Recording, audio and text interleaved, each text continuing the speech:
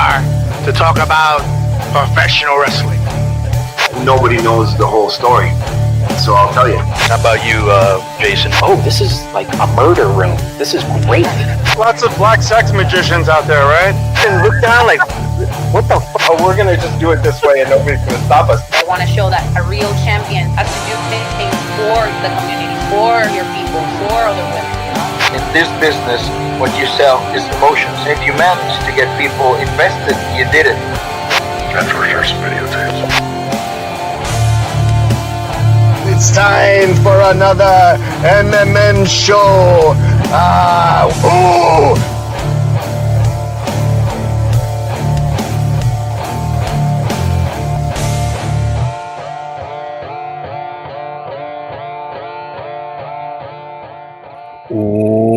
Welcome to another edition of Mass Mats and Mayhem's Sunday Sit-Down series. I'm your host, Justin Outlaw Harvey. You can find me on social media at Justin Harvey75. You can find our friend Tony Allen over there on social media at Tony St. Allen, Tony St. Allen. Tony has like 17 names, guys. Oh, you don't. Why you gotta give away my? This is the man. Kayfabe, bro. What's happening? I'm sorry. That's Tony St. Allen. Can you be Tony St. Allen? It's not. It's just T. Look, this was Tony's idea of. Tony was like, "Hey, dude, you know it's Women's History Month, right?" And I was like, "Yeah, I know that." He was like, "Well, like we should have female guests on this whole month and like shows people some women's history." And I said, "Yeah," and I was like, "But history?" And he was like, "Yeah, you know, just things that cool women are doing out there." And I was like, "Okay, yeah." And then I thought of one person because she's making history in the present, but everyone's going to remember all the stuff she's doing.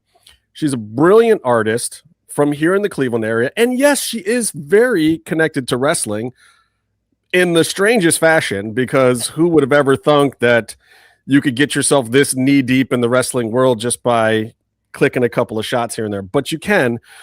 So this is my friend and soon to be all of your friends. This is Dani, the Editorial Style. And Dani, I don't even know how to say your actual last name. Do we need your last name? I usually just go by Dani V, but my last name is pronounced Venen. Venen. It's funny. I asked my Amazon. I'm not gonna say her name. We call her Dingus at home because I don't want to trigger her name. But she pronounced my last name Venen. I was like, I have never heard that version before. I always get Venen or Venen. It's Venen. Venen. Okay, Venen. That's a cool name though. I mean, but also she's just the Editorial Style. She's just Dani V. She's just the coolest cat here in Cleveland, which is also where I am. She's just down the street over there somewhere. And I'm going to go right to the thing. I want to explain how I even figured out who you were. And I was talking to you about this a little bit before the show. One of our other co-hosts, Byron, who sadly is totally tied up with the fam or something today and really wanted to be here, but screw him. We don't need him. You did this video package for Julia Hart. Julia was out for a while. She had this great run as the TBS champ, and you know, her entrance was great, and she was doing stuff with the House of Black and all this stuff, and she was really getting over. And then she had this awfully timed injury where it's just like, oh my God, you're so on the cusp of just greatness. But then she was coming back, and I think she had already been on TV 1 week, and then the next week this video package drops, and it's all this cool stuff with this arrow, and she's on this high school football field, and all this crazy stuff, and this visual presentation that nobody had ever really seen on AEW before. Right. And Byron was the one who was like, dude, who did AEW hire? That's dope. Like, whoever that is, I hope they're doing a bunch of stuff and video packages and this, that, and the other thing. And it didn't take long to find out from friends at AEW that no one at AEW, in fact, did that video. No one that was regularly employed there. And I heard the rumblings, and it was just like, no, Julia had this other, this great photographer that she knows do that. And so then I started doing some internet sleuthing and found out who you were. And I was like, holy crap, she's in my backyard. And then I got the whole story of how you and Julia kind of got together, which I'll let you tell in your own words. But that was an incredible moment because you did something so original in wrestling. And there's these moments where somebody creates something in wrestling that lasts and is unique. And I know people in the internet wrestling community that still talk about that vignette and still say, oh, TNA or AEW or Ring of Honor needs stuff like that, or needs more visual content like that. How did you and Julia get together in the first friggin' place? Which I know you've probably answered a million times, but I know people are still curious. I love telling this story. So it was the summer of 2023, and I became a hardcore wrestling fan in 2021 when CM Punk returned to wrestling, and my husband and I watched the All Out pay-per-view of 2021, immediately hooked, and I've been watching every week ever since. And so as years ago went on, I'm just like, I would love to do some creative photo shoots with some of these wrestlers, like I could do like really editorial stuff, or just for fun, like something that that represents their character or who they are as a person. And I never really reached out to anybody. I thought, well, like maybe next time AEW comes to town, maybe I can email them and like see if there's anyone available.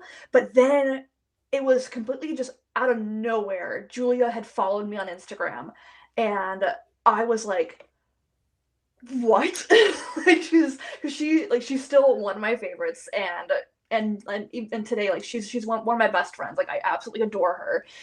And it wasn't too long after that, which it was like barely a week later, she reached out and she's like, I love your work and I would love to do a shoot with you. To say that I was running up and down the hall screaming is an understatement.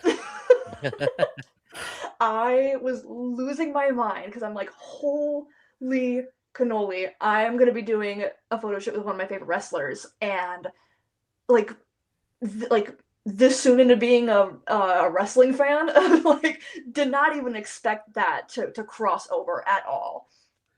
And yeah, we scheduled my husband and I to go down to Lexington. I was middle of August, and we linked up for our photo shoot at it was actually at one of my followers' studios, because I had posted on Threads, does anyone in Lexington know of any photo studios? Like, And dude, I got this opportunity. You guys out there, hook me up. Help. Like, someone immediately was like, me, I do. And she'd been following me for a while. And I'm like, oh my goodness, like, thank you so much. And I adore her. Sam is her name, and I call her mom. Like she's incredible. and she and her one of her best friends were also wrestling fans. So it was the perfect amalgamation of everything. Everything went perfectly. We did 3 concepts together, and Julia gave me and my husband front row tickets. We got ringside right behind Excalibur and Tony Schiavone, and I got to meet Juice Robinson that night, which was incredible. It was because I brought a sign that I made. It's on my wall over there, but I named my fish Juice Robin Swim. Juice Robin Swim. Oh wow, you do love those puns, don't you? Yes. I have my fishy tattooed on me. Oh, I need to get one like that. Oh wow, Pisces. Yeah. So after I posted all the pictures, it was just a full-on domino effect where it was just follow after follow after follow after follow. I don't remember screaming that much in my entire life. Because it was Kiera Hogan and Leila Grey and Willow and Penelope. It was just one after the other who were following me back, and I'm like, what is happening? And then it was September 9th, I remember, because AEW was coming to Cleveland that week, and I had asked Julia, hey, because spooky season's coming up, we should do another shoot, and maybe even like a video, like just a spooky video, just for fun, because I had been getting back into doing video. And we film at one of my favorite parks. We're filming for like 3-ish hours. We start at like 8 in the morning. And then my husband and I take her back to the hotel. And so I'm editing this video as fast as I can. There's really no story to it. It's just like, just cool visuals. I send it to her and she's like, Dani, we need to get this on TV. And I'm like, like, what? So I'm like, can you send me like a promo or something? And so she sends me this voiceover. I put it in immediately. Everyone at AEW sees it. It's the one with the masks where right. She's in the field. Yeah. And that was just a fun idea. Like that, I was not expecting that to be part of canon AEW lore. Like that, that's like my moment. I'm like the masks. That was me. That's so amazing. Still, like, yeah. Oh my goodness. Like I still just like gush over it, and yeah, I had so many connections from that. Then that's when I started working with Lady Frost, and The Righteous had reached out, and so many other wrestlers that I either have worked with since or still am planning or just haven't gotten the chance to. Right. But yeah, like ever since then, there's like a waiting list at this point. I want to show this. Yeah. I want to show a little bit of this. I'm going to play this one video you sent me so people can see a little bit of this.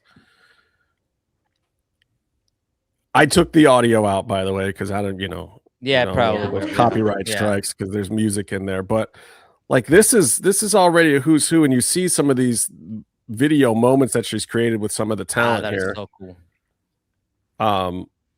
And I got to tell you, some of the Righteous stuff, like I know that we're not going to show the whole thing, but some because it's now part of their TNA library. But man, I saw the Righteous stuff that Dani did like a couple weeks after she did it, and wow, just blew my mind.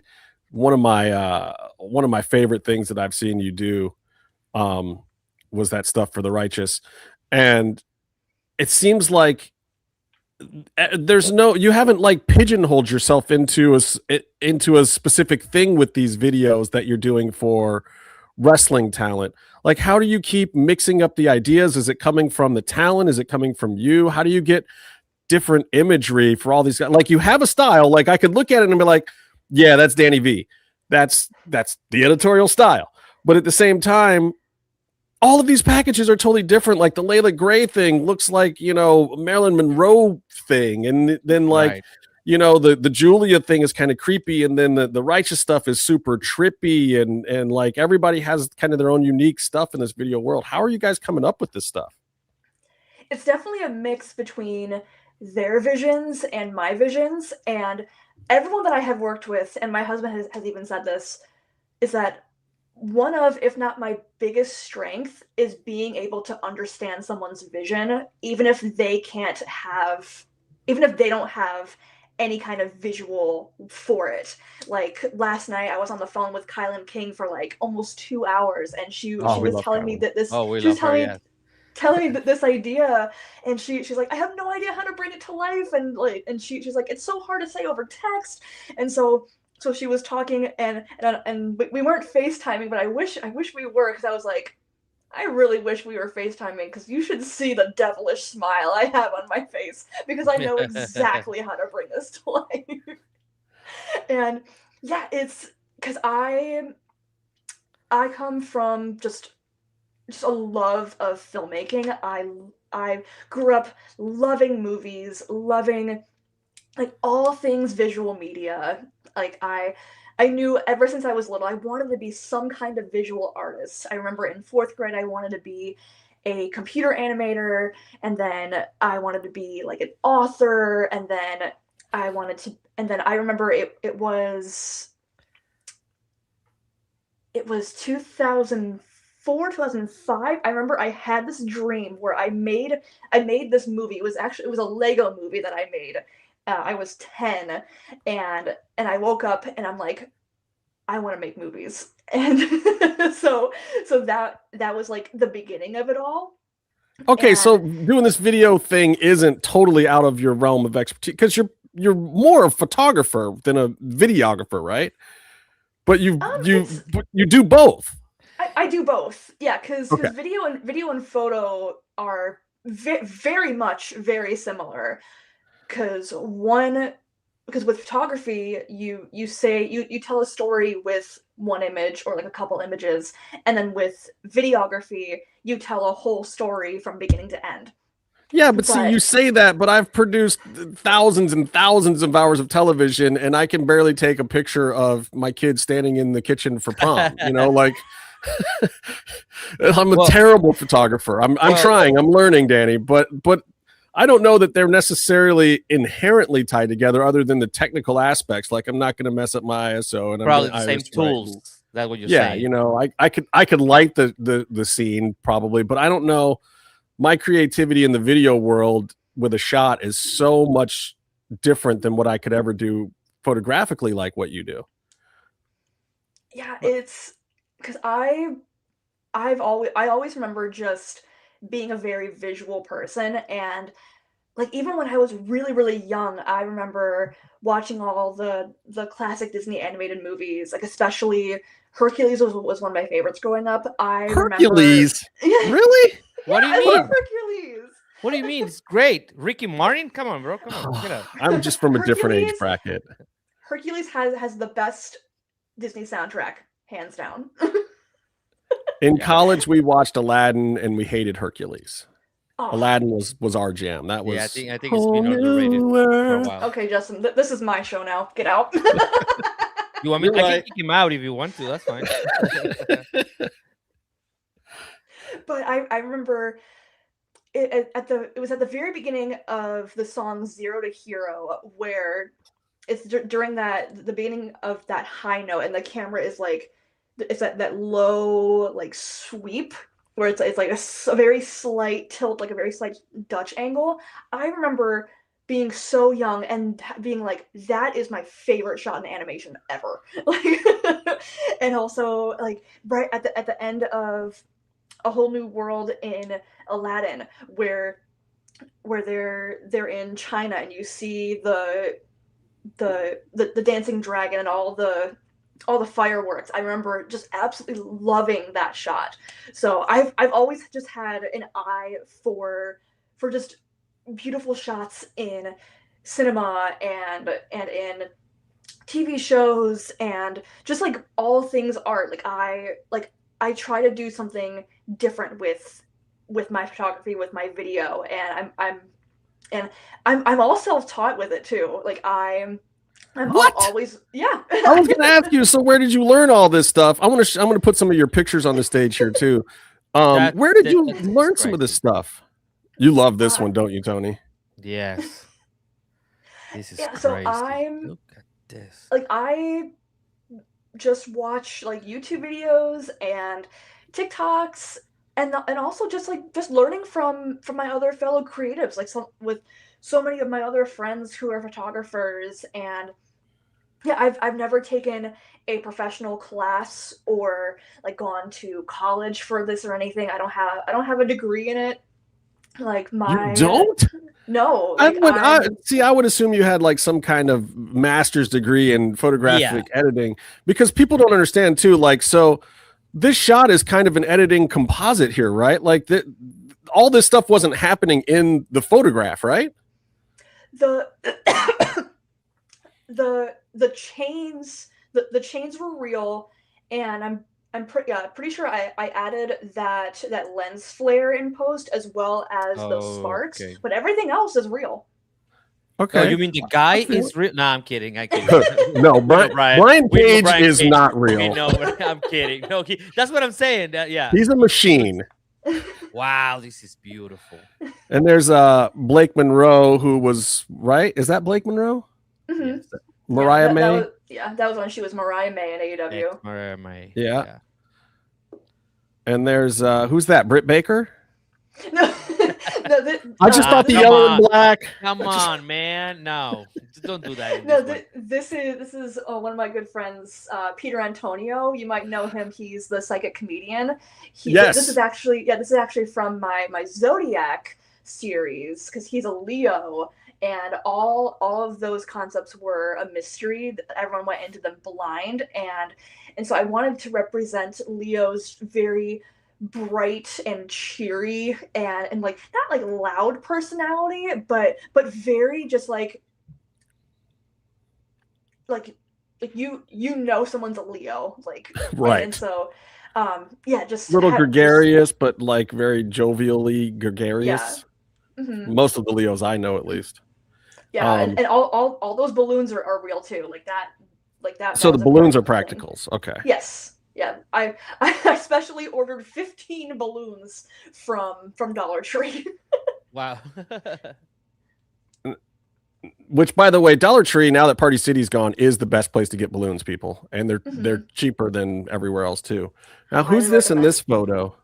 This is also Peter Antonio. This was from this is from when we were in Vegas, and we rented out a studio, and the raw of it is literally just him doing this just on a white background. That's it. He's just swimming on a white background there. That's amazing. So all the rest of that is... I would just like to... Well, this is insane. That the Billy Starks one? Yes. Mm-hmm. Yeah. So I would like just to go back a little bit on the fact that you're self-taught, because... yeah, isn't it's like, wait a minute. We gotta... Yeah, hold on. Like, hold the phone here. What? Let's talk about the level of talent here. And going back to what you said, that your husband says that your ability to understand what the vision of other people is. I think, and this is maybe my time to give you flowers, I guess. I think your ability to understand language, even though it's not a spoken language, because, you know, cinema is a language, right? Visual art is a language.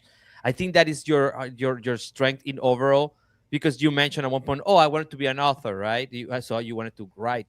And I think that is that part, that you understand language, and visually you can represent whatever, and that is, you can represent whatever your thoughts are into a visual medium. I think this is very impressive. Now, going back to understanding, it is also that becomes your capability of being able to absorb information, even though you don't have to go to like a class. And I'm gonna tell you something. I went to film school. It is a waste of money. It is not a waste of time. Hold on, it's not a waste of time, but it is a waste of money. Especially when you're like your level of talent, right? Like your level of talent, you only have to be able to, you know, absorb whatever is on the medium. And I mean, you can learn by watching movies. But like going back to the previous shot, this is Dali, right? If you can go back to the previous shot, this is Dali, right? This is the you know, melting watch. Dali? Dali, yeah, sorry. Pronunciation is different. Pronunciation. I'm actually pronouncing like it's supposed to be pronounced. Anyways, I'm saying. So this is the surrealism of like Dali and the cinema of the 70s, the 60s. And this is just like you absorb it, and then you create this inner world of like lucha libre wrestling that I love. I mean, I'm just very, your work, like I just sometimes I just like to look at your this is pretty cool. And you know, especially some of the work you did with Thunder that you can guys get on her Patreon. Just saying, we need to make some bucks. But yeah, I just love the work and your understanding of language as a medium that it becomes visual. That's just surprising, and you know, I admire it, to be honest. Like I just really admire that. Thank you so much. I want to. I wasn't really making a question. I was just giving you flowers. No, Thank you. Speaking of flowers, this I think is one of the most famous ones from recent stuff that I know a lot of people just went crazy for. This is young Billy Starks, one of my favorite people, and I think, well, let me show this video real quick, because I think it has kind of the raw of this. Because this is one of those where, like, yeah, Billy posed for the photograph, but then Dani, like, really took over and did some things. Was it in this video? I don't know. But you kind of see, like, where some of these ideas came from and how they expand into the next level. Yeah. Oh Yeah. wow. Yep. And you see that she kind of has that. Let me see if I can actually track back to it here. You see that there's this. This is the photo, guys. Wow. That's And then you end up. I didn't actually split her head open. Like, that's actually come kind of on. a happy shot. She's know, got like- actual eyeballs, everybody. Like Billy does have eyeballs, just so you know. Like, and I know she's off in outer space sometimes, but she doesn't actually have flowers in her head. Believe it or not, that is. So here's the question I'm sure you get from everyone: Is this AI? No. That was all edited by hand. Were any photographs harmed by AI in the making of these photos? Harmed? No. Assisted? Some of them. Right. But yeah, like if you've been seeing my latest reels, you know that I have been just harping on and just really going for the throat against or to all these AI artists, all these AI creative directors. It's like, you are not creatively directing anything. You are just typing in a prompt and then the computer does it for you. You're not doing anything. Here's a big one. We got to hook you up with our buddy Meatloaf because he's friends with a little known guy named Santos Escobar over in WWE. He's going to try to hook you guys up. You guys should do something. Yeah, definitely. Santos is a friend of the show, but he's a very artistic. He's another one of these wrestlers. Like people, that's the other thing too. It's like, yes, Dani is doing the work in the medium, but at the same time, like I know Vincent from The Righteous is coming to you with ideas. Vincent Dutch are like throwing stuff at you because they're super creative people, and so is Julia, and like these people are involved in the process too, and they're not just like dumb wrestlers who just get beat up in a ring. These guys have artistic visions and creative stuff that they want to get out also, and you're helping them do that stuff.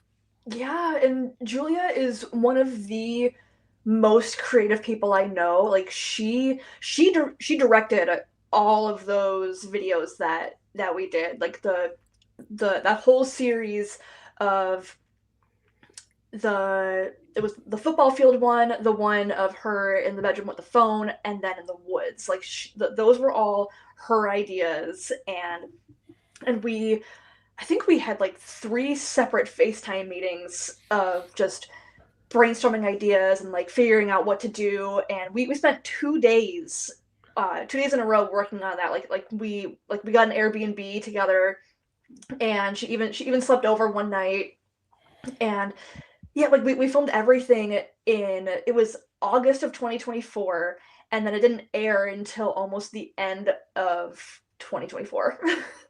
Guys, here's how you know Dani's good. First of all, she can get people to come to Cleveland to do sessions. Okay. I can't get anybody to come to this town to do anything with me. Dani is like, oh yeah, Red's flying in this weekend. Oh yeah, Vince and Dutch are coming back to do some more vignettes this week. I'm like, what? What is happening? How are you doing this? These people aren't anywhere near here. No, they're coming in on an off day on a Tuesday, on their time off, on their valuable time off, and paying their own money to fly in and do things. I do want to ask you about this too, because this is, art is art and we all love art, but like, does this help you make money? Can you be a professional artist and like make a living? Do you have a day job too? Or you like, look, a lot of wrestlers that are coming up. Say yes. Please say yes, because I've been we're all for all artists out there, please. Can you make money doing this? Is how I should ask the question. Photography is my full-time job. This is how I make money. Somebody's doing it. But I also know, I mean, it's difficult too. Like if you're doing wrestling stuff, I mean, there's it getting used on TV, but that's not a guarantee. And obviously, even those early things you did with Julia, that wasn't even really the thought when you first did them.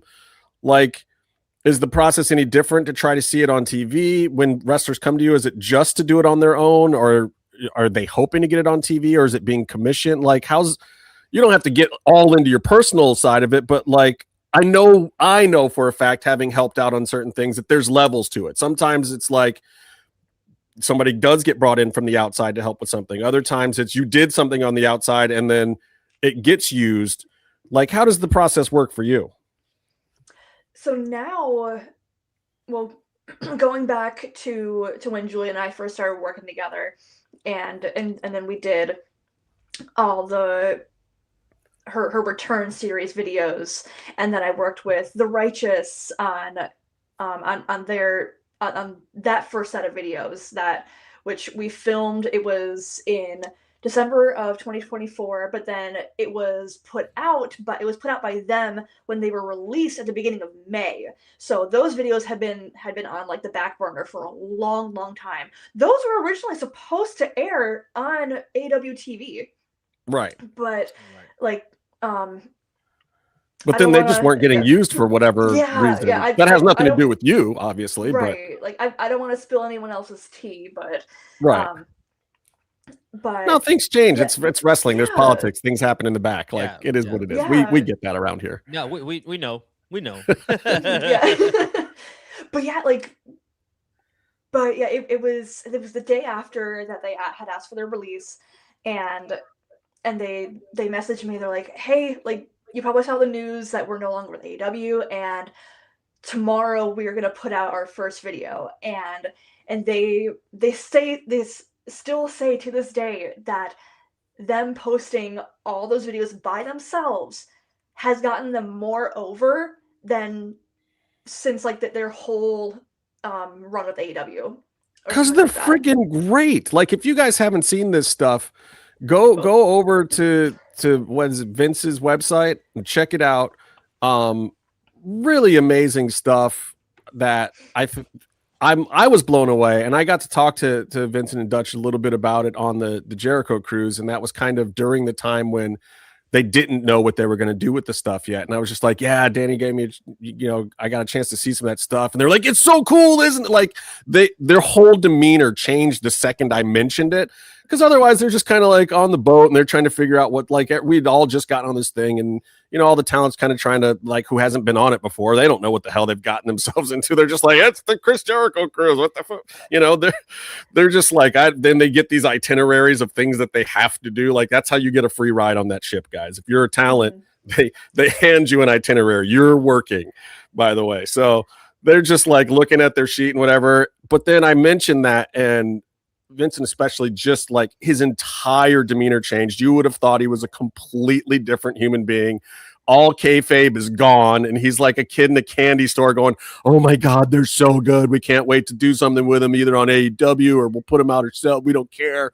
Like they're just so good. It's like the actual vision that we've always had, and we never had a way to express it before. Like we can't even really express it in the ring totally because it's more of a concept. I'm like, whoa, brother, I just said cool videos. Like what? But that's the level that I think some of this stuff is at, where you're just helping artists express themselves in another medium that they don't normally have access to, which is super duper cool. Where was the other? One of my new favorite guys. I want to show this photo. I didn't show this one a minute ago. Kevin Knight, this guy.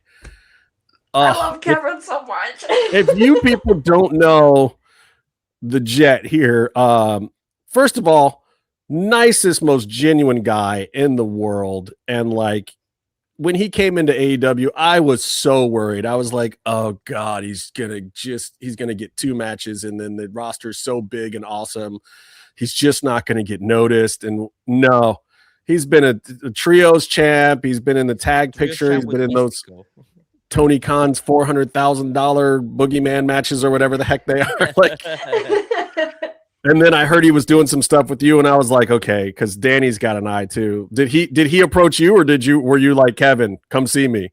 Well, I reached out to him. Yeah, and smart. Yeah, because whenever AEW comes to Cleveland, I reach out to as many wrestlers that I have or have not worked with yet. And I'll just try to get as many in bulk, and usually I get like 1 or 2 because that's like who's available. Because it's really hard. It's so hard to schedule with wrestlers, but because I got to shoot with Kevin, and then I shot with Billy the next day, and Yeah. and it was so crazy because Kevin got in. He got in really late. Like I stayed up way past my bedtime for him, but we like he didn't get to the studio until 9:30 at night, and then we finished. It was like after midnight. I believe it. And he was still doing these jumps, and like, well, now the raw of this picture is what? Is he standing on something, jumping over something? That's just him jumping. Like it's just him just boing. This kid got crazy leaps, y'all. Kev don't play. Kev will jump over anything, y'all. This man. I remember making the joke. I'm like, it is so good that we are on the first floor. Right? Just over and over again. Yeah, I was seeing. That's the other cool thing is like, you guys follow Dani on IG, especially if you want to see the visual stuff. She actually you tweet a lot too. You're actually in the IWC Twitter sphere. You know, and I used to spend so much time there, and we used to have such a good following there, but like the X platform is kind of up and down for us now. Like where do you see the most success as now, not just a photographer, but you are, whether you like it or not, an influencer? Use a dirty word there. So I try to use Instagram as my main platform because like that has everything on there. I can post video and photo, and I have my stories on there. Like, that's where I'm most active. Second most active is TikTok, and then Threads, and then Twitter. But I feel like when it comes to wrestling stuff, Blue Sky is actually really, really hip to wrestling. You know, so I started Blue Sky in a little bit, but it was weird for me because like I tried to do some stuff on Threads and I tried to do some Blue Sky or whatever, but like the wrestling world was just still for me on IG and really a lot on X. Like I still get a lot of my contacts through there. People are still DMing me on X all the time. And, you know, if I didn't have X, I wouldn't get half the inside information that I get because people wouldn't DM me in other places, but they're just used to it. We started this show 10 years ago. So as of next week, 10 years ago. And people, stay tuned because next month, hopefully, I'm going to get some reunion guests back. I'm working on getting our very first 2 guests ever to swing through. Our first 3 guests, actually. I'm working on trying to get Vinny Massaro, who was our first guest ever, to come back through. A friend, Marty the Moth. He just happens to record at the exact same times that we do. He does his Twitch stream at the same time that we're normally all available. So I've got to work out a timing with him. And I'm still working on our friend who has appeared on this show more times than anyone else, Karrion Cross. He just happens to be a little bit busy with a lot of title runs right now. Multiple titles, but hopefully next month. This month, Women's History. Next month, we're going to do a 10-year anniversary month for Mass Match and Mayhem. But I want to show a couple other pictures here. Oh, wait, I have another video of yours in here. Let me see what's in. I don't even know what's in this video. Let me put it on. Oh, look at that. I know those legs. Oh, yeah, I remember that. Yeah. It's a little more of the before and after. I like the I have a question.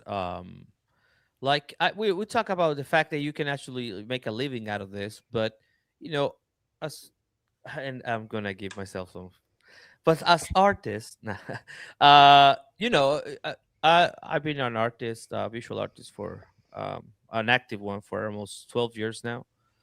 But I got to this point in wrestling, right?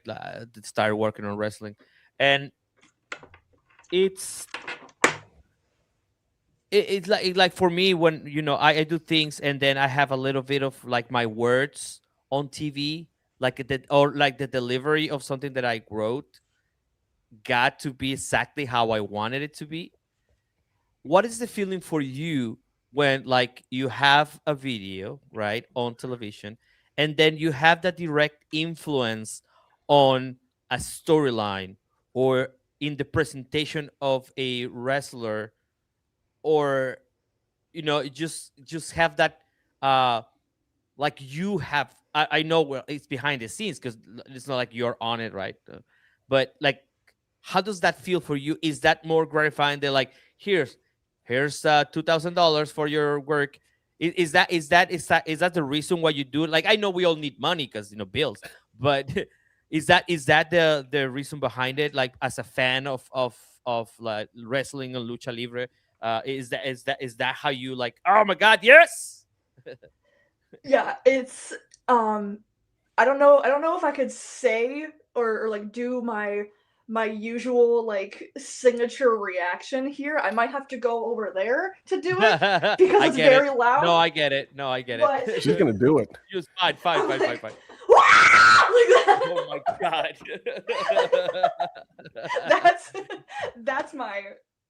that's my reaction. Just like my Dani scream. I mean, and you can see the photo we've got on the screen. It's like your work gets on TV, and you're like, I did that. Hey, Mom, I did that. When I went to GalaxyCon back in December, it was early December, and AEW was having meet and greets throughout that weekend. And one of the last ones was with Shane Taylor and all of Shane Taylor Promotions. And it was Trish Adora and Carly Bravo and Sean Dean. And they, like, to say that, like, they were essentially fangirling over me. And, like, I was fangirling over them. And Carly Bravo was so funny. He was like, oh, you're the one who makes all the videos. You're this. And they took a picture with me doing my pose to me. So let me find that. That's amazing. I'm pretty sure it was December 5th or December 6th. Oh, it was December 6th. Well, speaking of which, I'm going to show something right now with some sound. Oh, look! Hold on, let me put it big so we can see it. Just back out a little bit. Doing her pose. Oh, there you go. That's amazing. There we go. That's the whole crew. I feel like in that moment my jaw had unhinged because I was smiling so hard. Well, I gotta say this. Thanks to you and Shane Taylor, I got to be in one of Dani's things. Yes. And hopefully Shane will be here next month also. And you know what's so crazy? That was exactly a year ago today. Shane. Was it? Yeah. How do I get that on the screen? You wanted to see me? It's supposed to oh, there it goes. Is it playing now? There it goes. Oh, quality's that great. Shane, you wanted to see me? Yeah, I did.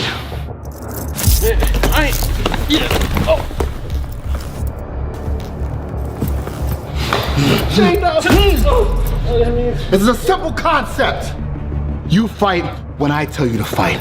You win when I tell you to win, and you lose when I tell you to lose. Yeah. Oh, Shane. Hey, man. Hey, Major. You may want to look at this.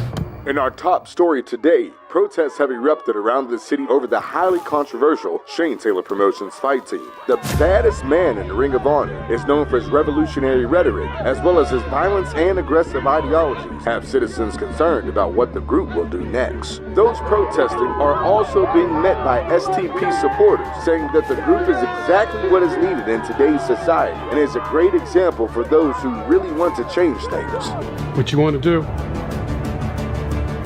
Get the car. What you want to do with him? Who? No, come on, man. No, no. Oh, it's so mean.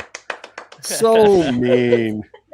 No, the funny thing about it is Dani's like, oh, yeah, I'm going to do some stuff like you around. We need a bunch of people. So I'm like, oh, yeah, I'll come and be in your crowd scenes or whatever. And the weather was the weirdest weather day in Cleveland history. Literally all 4 seasons in one day that day.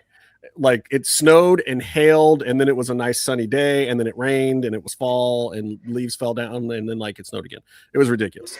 But so yeah, Dani's like, yeah, and she's planning this for weeks. She's got this group chat going, just trying to get extras out there to do these crowd scenes, because there's a second part of that video where like Shane's giving this speech and you see this big crowd and all this stuff. So I'm doing that, but then I hit Shane up at one point in time where I saw him at AEW or something. I was like, oh yeah, I'm going to swing through your thing in Cleveland. And he was like, oh, you're coming? And I was like, yeah, I'm going to be out there. He's like, you might regret that. And then I'm like, the fuck? Little did I know, like, so then we're out there shooting the crowd shots, and Shane's like, you around to do this other thing real quick? And blah, blah, blah. And I'm like, yeah, whatever you need, I'll help out. We get over to that club, and he's like, all right, so my dad is going to slam you on this seat forever, because he's helping Dani direct and everything. And, she's like the director of photography, but he's coming up with all these ideas. He's like, and you don't even really see it in that shot, but like his dad back body dropped or whatever. I'm taking back bumps for like 5 minutes from his dad, and then Shane's beating the shit out of me and just laughing maniacally the whole time. And Shane's a bad dude. So I actually have some money for you, Dani, if you can provide me with a shot when he actually gets slam repeatedly. You want all the slamming footage? Yes, I'm offering money right now live on the show. So we can use it for. And our those benches were wood, by the way. That's not like some I know that's mat floor wrestling nonsense. I don't know if you've seen the footage of him getting hurt on that trucker show that he did. So people like that. I just want to use it on their intro video. So if you have it on hand, people love my death and dismemberment scenes. I think that's all I ever do. Right. So yeah, that one, like Shane came to you and he just wanted to do some vignettes to expand his character, right? That's how that happened. Yeah. I love it. So wrestlers out there, 216 area code or 330, you're out here. You need to call up Dani, hit your girl, say you're a wrestler, say you're gonna come to Cleveland, say you got the time and the vision and some ends, and come make some videos, y'all. Like, the stuff is phenomenal. Thank you. I still have more pictures I want to show off. I'm going to show off some more pictures. I really want to see that Santos Escobar connection happen. I know, like, dude, how did we never think of that before? Yeah, I know. We got to put it out. We got to make that happen. We and like, make that happen. We'll see how we can make that connection. And Dani has mostly been in the AEW world, but like, look, there's friends of all these people over in the other places too. Like, in NWA, TNA, WWE, like, we got to get you hooked up with the bigger ecosphere as well, because like, I can just imagine just you and Santos sitting in a room coming up with color palettes alone. That man loves color palettes. Yeah. He loves to be expressive and like combine purples and yellows and weird stuff just to like make something pop a different way, or to like, he's very intuitive to how colors create emotions and stuff like that. And the two of you guys in a room nerding out, the rest of us be like, we're going to go to the coffee shop while you guys sit here and just play with colors for the next 10 minutes. Yeah, actually, and you going into like the world. I was going to speak Spanish. Going into the world of lucha libre. Oh my God, I think there will be so much that you can explore on that. Yeah, definitely. Well, it is. It's such an expressive world that has like these good and evil concepts all the time, and it's all based on. Yeah, it's all based on visual stuff because of the masks. Like, the art form is intrinsically more visual. But I love this. Oh, hey, here's current AEW women's champion, Thekla. Hell yeah. That evil, awful woman that we love. Why am I always the first one to curse on our show? But that is fucking cool. I just gotta say. See, Dani did good, because I gave Dani the instructions. I was like, just the first 5 minutes, just keep it cool. I know. I do it. And then you can get all Cleveland on them. Yeah. This is great. I love this image too. Like, this really tells you who Thekla is. Like, you got the black and white of just like, she is this basic thing, this just machine. But then you've got the color where all of the inside of her is just being expressed behind it. I don't know, something about this one I love. Like, Like if she wasn't the bad guy in my world being friends with Thunder, then I would this might be the print on my wall. And you guys you sell some of this stuff as prints too, by the way. Let's not discount the money. You can buy some of this stuff on your website, right? I need to revamp my printing site, so to be determined. Okay. You know, but demand creates supply too. So guys, if you want some of these prints, just start demanding it. Start telling Danny, I need a print. I got money, will travel. Another one of my favorite people, Frosty. Oh, I think I saw. Is this also a video, right? From Frost? Or did I saw some behind the scenes thing that you guys? You saw behind the scenes stuff, I think. Yeah, the vignette that was just posted just like a couple weeks ago or so. Right. We filmed that January of 2025. Oh, wow. That was over a year ago, and that was supposed to be on Ring of Honor or on Collision, but it never saw AWTV, and so yeah, we had been talking, and she just posted it out of the blue. I'm like, oh yes. Yeah, I think I did see it like about 3 weeks ago, and I was like, oh, that is so cool.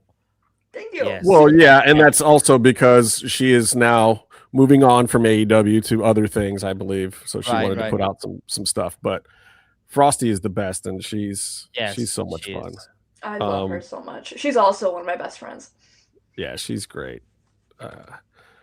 This whole series, and I like, look, I'm a little bit morbid, so I like some of the darker, weirder stuff here. And I know some of the stuff that you just started putting up on IG this week is a little more gory, but I love it. Are you a horror fan? Are you into horror stuff? I love horror. My daughter is a big horror fan, and we just stayed up last night watching some horror movies. Why watch this night? Are you pretty nuts? This cannot do that in my house. Crazy. Yes, you're a scaredy cat. No, I'm not. It's my dear, lovely girlfriend that can handle even like Alien, like watching Alien at night. She's oh, like, come on. That's gonna happen, bro. That's gonna happen. I'm like, that was in space. Anyway, let's continue. See, me and my daughter are the opposite. We want all the lights off. We want to like loosen the window so it rattles a little bit while we're watching it. We want like the floorboards to creak. Like make it as creepy and awful experience as possible. So it's just visceral. You want the full 4D experience. Yeah. Well, I gotta say, I grew up in my great grandparents' house that was built in 1846.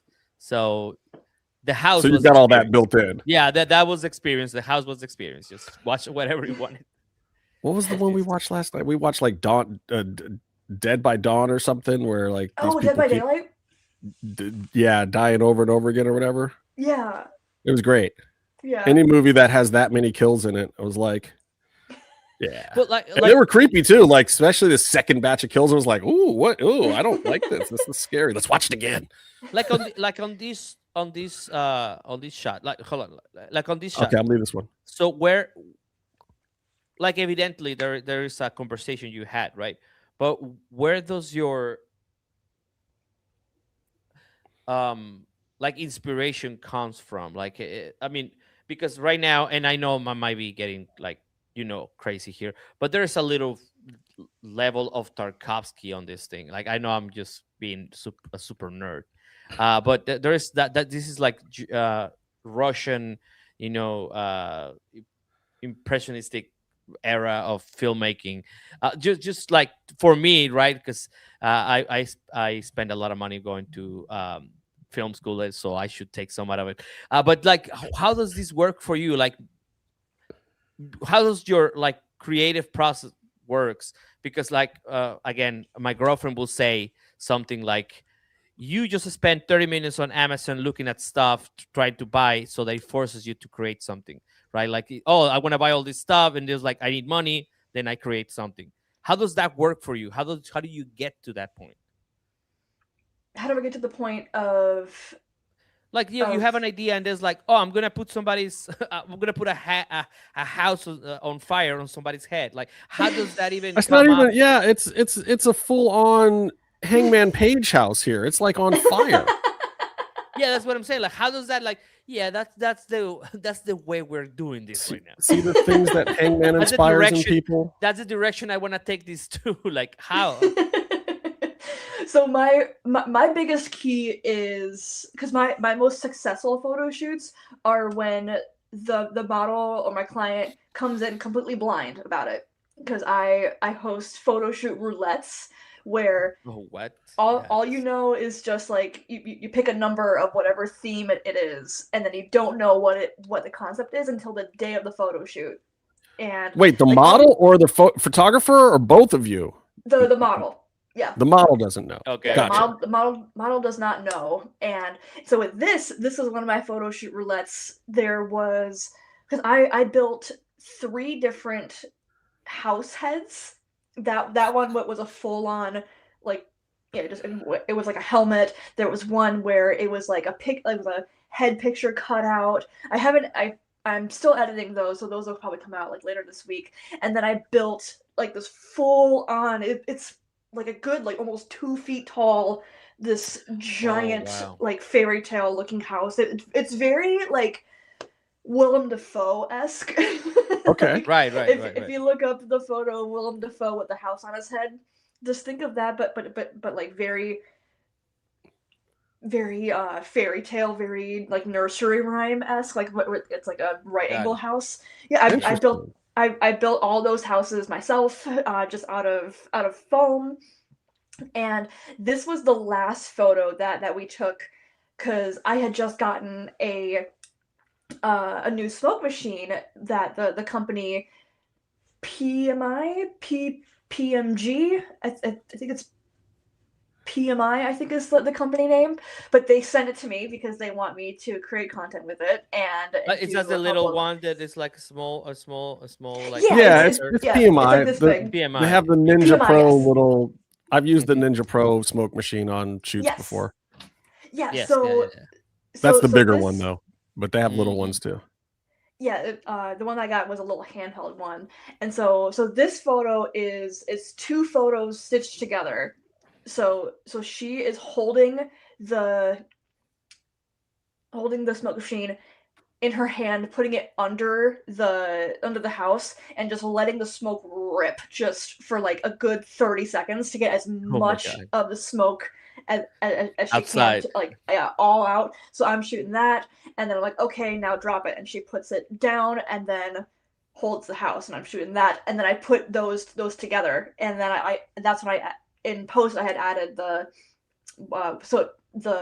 lights on the windows to look like it's fire. And yeah, there's no AI in this at all, like not even like assisted editing where like the generative remove, which I'll get to that in a little bit, the difference between good and bad AI.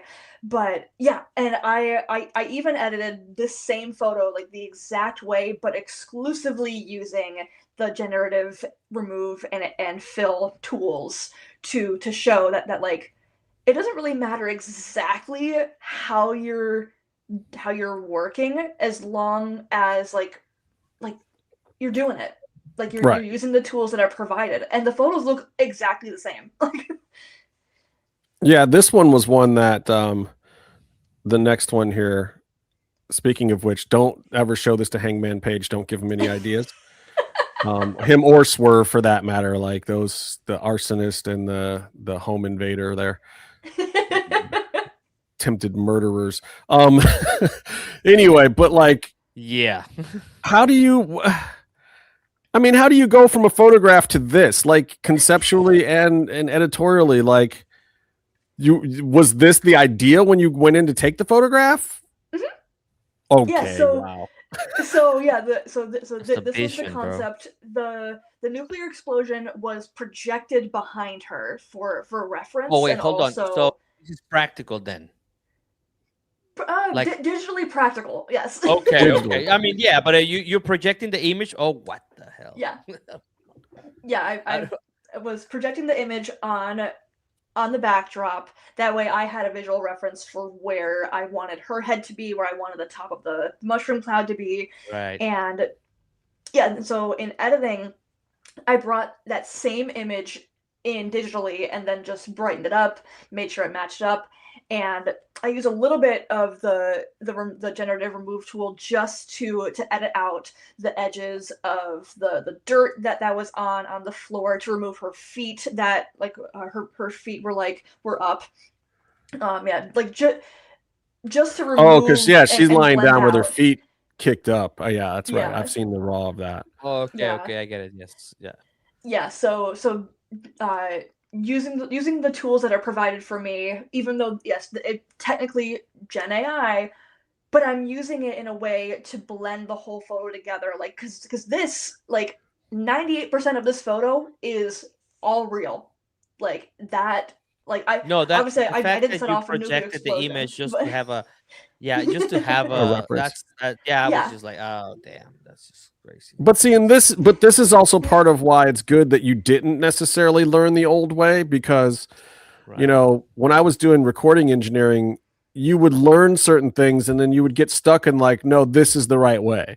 Like I have to do this the way that Steely Dan did this in 1978, or it's wrong.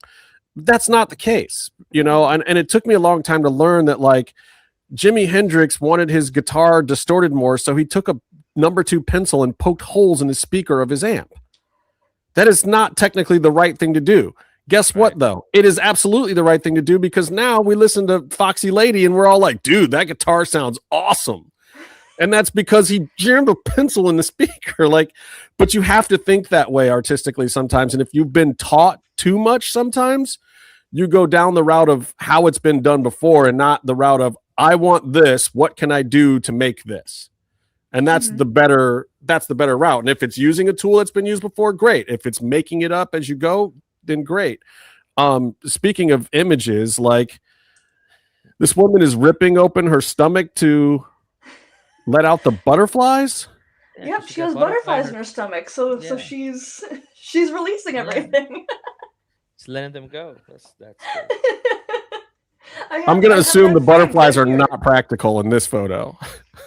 The butterflies, the butterflies that are on her face, her arms, and her stomach, though those are, they're not real butterflies, but they're like toys. So like, but they're practical. Yeah. So some of these butterflies actually are practical. Yeah, like the ones that we attach to her with glue or with tape. Oh my and then God, the I other would have never thought about that. So the pasties are like butterflies, and the arm ones and the stuff. Oh my God, now I can see it. But like, I've looked at this photo a million times and I would have never. Yeah, those are the things that's what I'm saying. Wow. In the past photo, like, it's just that if the way that Dani is doing it, it does allow you to like blend between that is real, that is not, and then your mind, because we have a certain way of reading things when we watch an image, your mind goes like everything that is happening, it's the image and it's real, even though, you know, some of it will be like an ad or like, you know, a flare that you add because you didn't have it at the moment or something like, but your brain tricks itself into like if it's not real, then what it looks like that, right? Like, so this, right? So this is like the other part of beyond the understanding of language, like how to she makes our brain get tricked into the whole image exists as a reality of itself. I know I'm getting super crazy. I know. Oh, you're so deep. Yeah. So yeah, I'm getting too deep, but that's the beauty of it, right? Because now it is real because it exists. It's well, and on our art level, this one is my absolute favorite. And if I ever become a corporate guy or get the corner office, I will be requesting a print of this, because this is like the desolation of corporate America to me here. I love this image of just like, I'm still here. I'm still on top of my work, literally, but also I'm on an island. Somewhere else. And this absolutely stinks, and I'm on a deserted island, but I'm on top of my work, literally. I know that I was getting very deep when I just said, but that's because the work makes me think like that, right? It's just like it evokes all these emotions, and it's just. So now, have you ever had like a gallery showing or anything? Have you ever gone that artist route of you never done a show? Can we do one? Can we do one? Yeah, this What? is crazy. You haven't had one. Like you should do an arc, But shoot this also, but this is also, Tony, part of the generational difference here too. Like I my know, generation, yeah. I'm a Gen Xer. The only thing you would don't know have what I done mean. with this kind of art would have been to do a Art gallery. do a display, do an art gallery. Like Exhibition. in your 30 or 40 closest punk rock friends would be the only ones to ever see it. And nowadays it's like this stuff's on Instagram, this stuff's on her website. This, you can get this stuff and see this and see her work. Like I've seen these photos, I've seen all of Dani's stuff, I've been through her website, I've been on her IG and her Twitter and seen a lot of this stuff. And I'll stare at it like it's art too. I don't know what the younger generation does if they just click for 10 seconds and go away. But like this photo in particular, I've looked at this photo a million times because I love it. No, Thank you. absolutely. Go ahead, Danny. Oh no, I was just saying thank you. Oh no, well, yeah, like I do come from the art world. As I've had exhibitions in different countries and in Europe, Mexico, just different places. And yes, this will be like if you will do an exhibition, then you will get like nominated to art awards immediately after because the level of work is insane. Yeah. I seen. I'm not gonna demean anybody's work, but I seen lesser work. Get bigger, kudos. Get bigger, yeah, and get recognized. In the art world, and I mean, I'm sure you don't need it because you have your own expectations, but maybe the art world needs it. You know what I mean? Maybe you will be doing them the favor of presenting your work. So be like, okay, this is what is out there without being, seen on this part of the art world in a way. But because this is literally a gallery worth work that you're doing. I'm like super impressed. Thank you. Yeah, and that cubicle, like I got all that stuff off Facebook Marketplace, and yeah, we built that office on the beach at like 7:30 in the morning, and that was for my very first content day. My very first photographer content day, where photographers from all over the country just came to Cleveland and shot. So we did 6 different concepts throughout the whole day. Like, and this was just a couple months before I started doing stuff with wrestling. Wow. So this was May 20th of 2023, and then when I worked with Julia, that was, I want to say it was August 18th, August 19th of 2023. It was late August. Getting people to travel in 2023, like I know the pandemic was over, but it was still not easy. I mean, it was still not easy to get people to go places and gather. Like when the idea is, hey, let's all gather, let's all travel and gather. People were like, can we do it on Zoom at a coffee shop? Do you have another one of those events coming up soon? Like, are you still doing stuff like this where you're bringing people together? Like, what do you have going on coming up? On April 25th, I have a single concept photographer workshop / mentorship, and I already have 4 signups, and the concept is a mystery, but there's a little hint on my website, but the full concept is a mystery, but I call it my creative thinking program, and I have photographers come to me, and I already have the concept already thought out. I have the model picked out, the set is built, and I show them how I make the set. I try to do as many things practically as possible. And yeah, we shoot together. I show them my style of shooting, how I direct. That's another big strength of mine, is me being able to direct emotion. Yeah, motion and emotion with words and with my own body. Of like, if I want to get someone to show emotion of like fear or anger, or like have them yelling, like I don't want to actually have them yell because I don't want to concern anybody. But I show them the way to do it with just really, really enunciating your face and like a lot of like breath control. Like if you want to scream, like just let all that air out, like that, and just really, really just exaggerate everything in your face. Like that's what I teach in person. I'm also teaching different posing and different lighting techniques. And why is my camera always cutting out? There we go. Cleveland internet is the answer to your question. Yes. I have these same issues. I think it's just my webcam, but I'm teaching my way of editing and my way of shooting, directing, and like how I come up with the idea. And then we have a roundtable talk where we edit together and I give them a portfolio critique, and yeah, it's just a whole lot of fun. And right, this is the amazing part though. Like she doesn't go to school.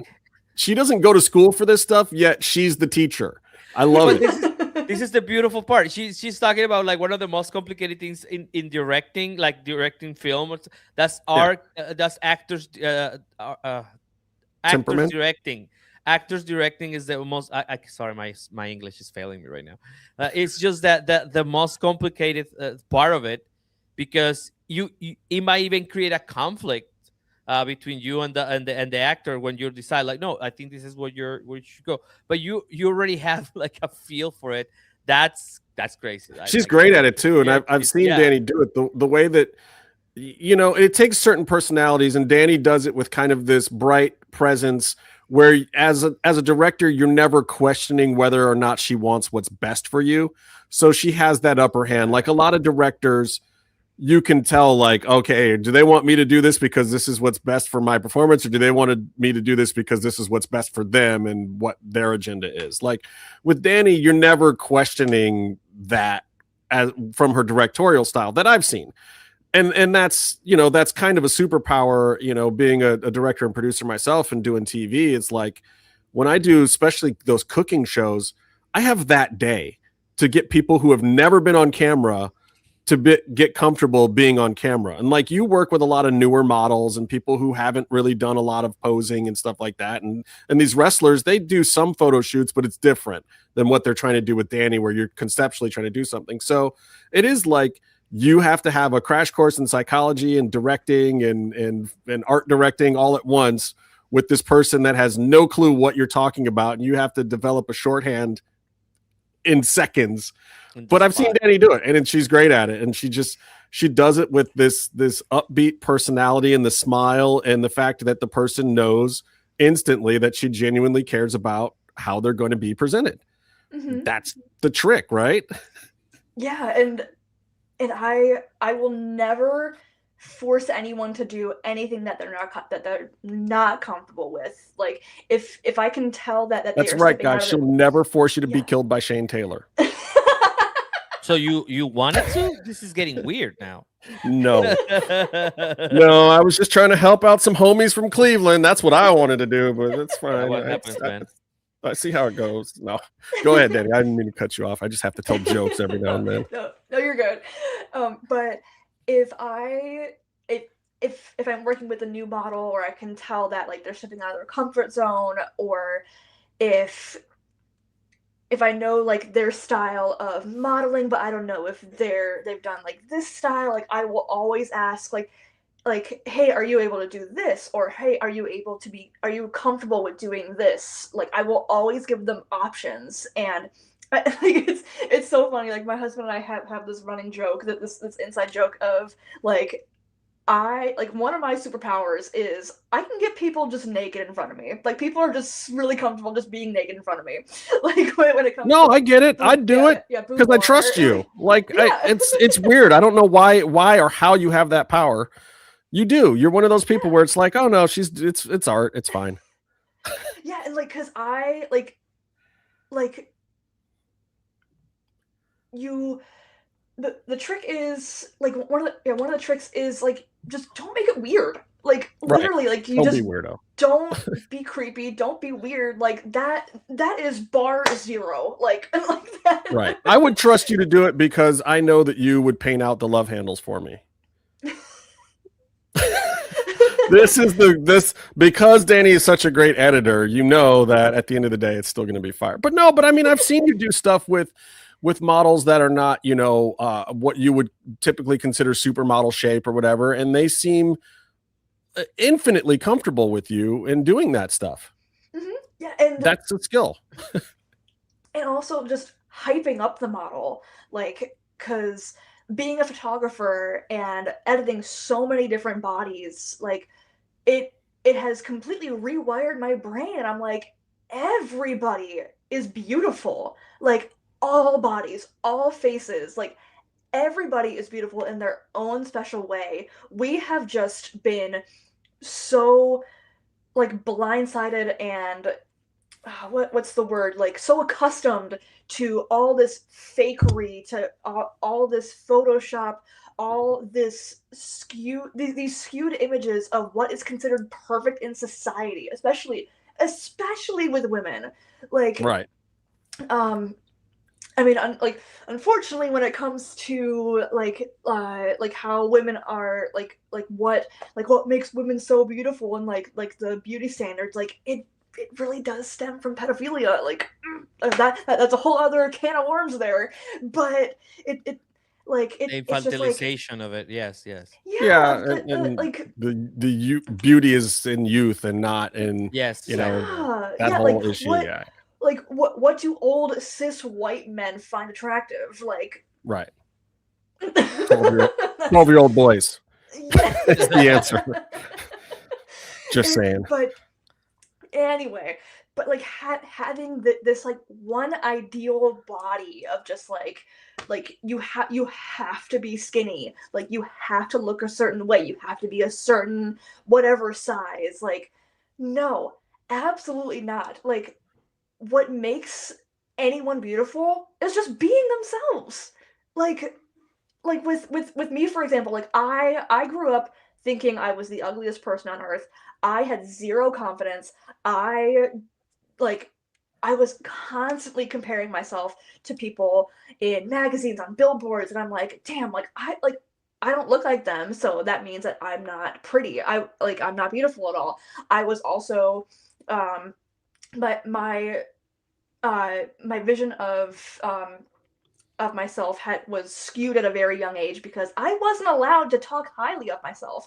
I was not allowed to be proud of myself. I was told that like saying that like I'm pretty or I'm this, like talking highly of myself was considered a sin, and like that's like boastful, and I'm not allowed to brag, and like people need to like give you compliments. And so I was never complimented as a child and like growing up. So I'm just like, oh, so I'm just not this at all. That is a big thing that I had to unlearn. And it's actually really recent. It was when I got bit in the face by a dog a couple years ago that completely split my lip open. Yeah, you have to explain this to people. Like, she got bit, and there's some photos up, especially on the Twitter. I think there's like 4 photos, and you can see like she got mangled and bit through her lip and her face. But I will say this, and don't tell your husband, don't take this the wrong way. The uniqueness of those scars and how you wear them as a person makes you more beautiful. Thank you. And yeah. And I can tell you understand that conceptually now, but since I've known you, you've always been that person. So I'm almost surprised to hear that you weren't that person, because I know how comfortable you live in your own skin and how comfortable you make other people in their own skin. And literally, you had your face bitten off by a dog. Yeah, my face was split open. I was Demogorgon. Oh. I mean, and the scars are still there, but like, you're beautiful. Nobody would ever be like, oh God, you're a horror show. Yeah, but because I wasn't allowed to have like that kind of mindset. So it wasn't until just a couple of years ago where I had to unlearn all of that and be like fuck it, like I can say that I'm beautiful because I am. Like, that's how I feel. Like, like, I'm not putting anyone else down. Like, I'm confident. Like, there's a big difference between confidence and conceitedness. Like, if I were to say I'm the most beautiful person in Cleveland, like, fuck all y'all, like y'all are some ugly bitches and all that. But like, no, like I'm lifting myself up, and because I'm lifting myself up, people can see that confidence in me, and that lifts them up because, like, because I used to think that because like I don't have like a celebrity look, like I don't really look like anyone else. I have really never seen anyone that has like my kind of face, like my nose, my mouth, my eyes. Like, I used to think that was like a flaw, and I'm like, oh, like I don't look like anybody. Like that's silly, that's dumb. Like so many of my friends look like other people, but now I'm like, I'm glad I look just like myself. Like I'm glad that I don't look like anyone else, that no one else looks like me.